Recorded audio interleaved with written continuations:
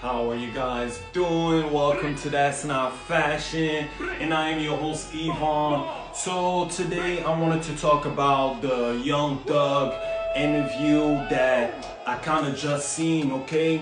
So after looking at Young Thug interview, the way that he was defending himself, he really fought to defend himself. I like seeing when a nigga has the heart like that, when he's not accepting the narrative that is being put about him. And I like the fact that he fought like a motherfucker, man.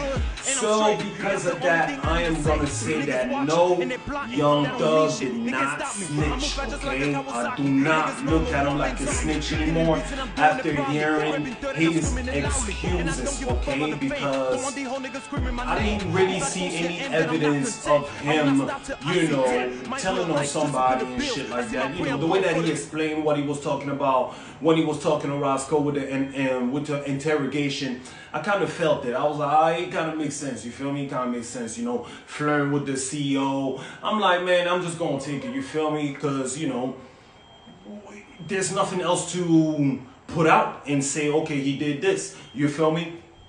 But no, I don't look at him like a snitch, man. I just feel like he was going through some shit and he fucked up trying to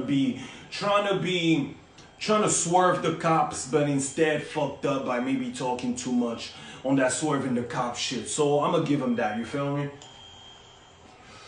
But I think that, after seeing the interview, he mad hurt about what Gunna did.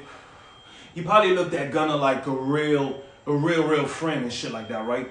And another thing is, you see, Thug is a CEO, okay? Bro was probably trying to be as big as like Birdman, Rick Ross, you feel me? Owning his own label, he had artists on it. But, Gunna was his biggest artist.